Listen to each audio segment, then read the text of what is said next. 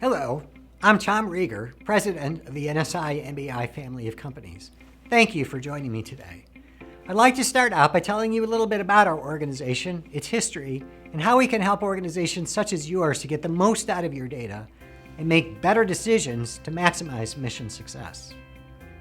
Back in 2007, Dr. Robert Popp, then a deputy director at the Defense Advanced Research Projects Agency, or DARPA, had a simple but profound idea.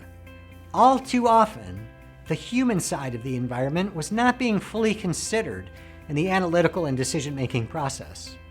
But at the end of the day, nations are not just pieces of land, but collections of people who all share a national culture, identity, and common purpose. The reality, dreams, and challenges and motivations from top leaders to everyday people just struggling to get by was the missing piece of the puzzle. Dollars were wasted, opportunities were lost, and moral outrage grew. To address this shortcoming, Dr. Popp assembled a staff of leading experts in different aspects of human behavior analytics, and NSI was born. For the first time, pressing and highly challenging problems could be deconstructed and analyzed from objective and multifaceted social science perspectives, including cultural anthropology, social psychology, decision science, research methods and statistics, international relations, and other disciplines, to help arrive at a more comprehensive and mission-focused solution. Since its inception, NSI has helped numerous senior decision makers, combatant commands, and agencies within the national security apparatus navigate their most complex and difficult challenges based on data-driven and performance-focused data and analysis.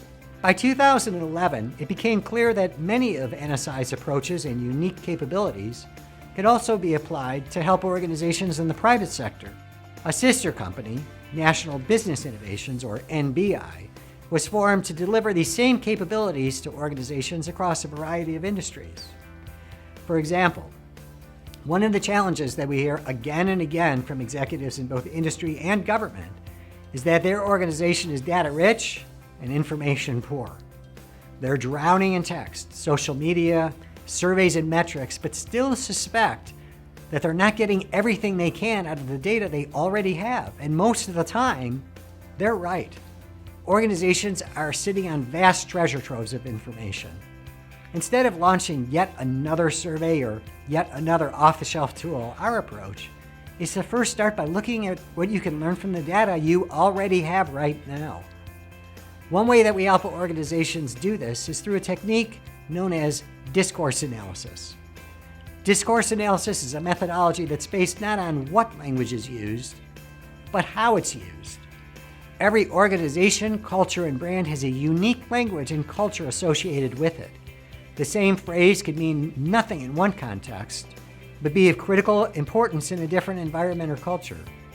By applying this technique to data that already exists, we've helped organizations more accurately predict brand usage, improve their service offerings, increase efficiency, and better understand an adversary or competitor in most cases without having to collect any additional primary data whatsoever.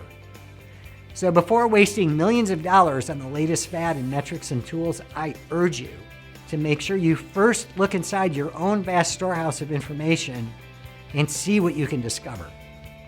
Let me give you an example. Too many customer service and sales organizations continue to put their staff in a no-win situation where they can either give in to the customer to get a high rating on a survey, or they can do what's right and uphold policy, sometimes say no, but then be punished for doing the right thing.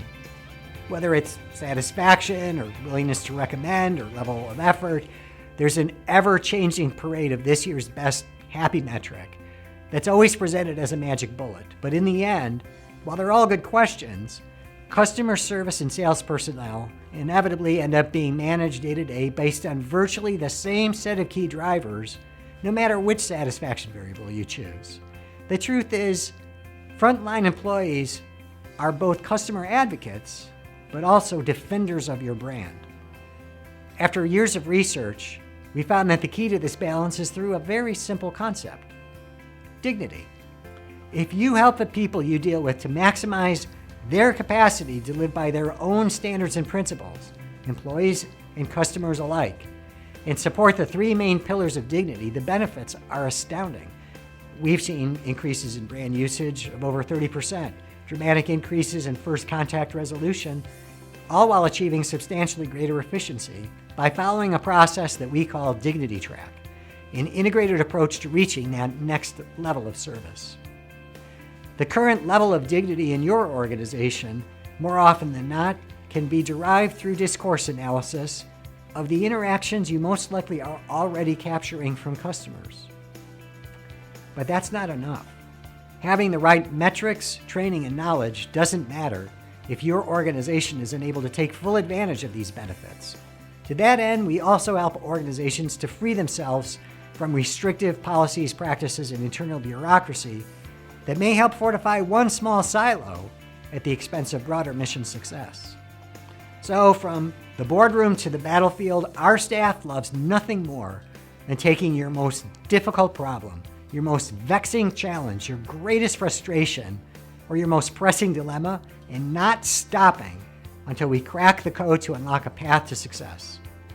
So on behalf of the outstanding family of experts at NSI and NBI, we look forward to beginning this journey with you and your organization.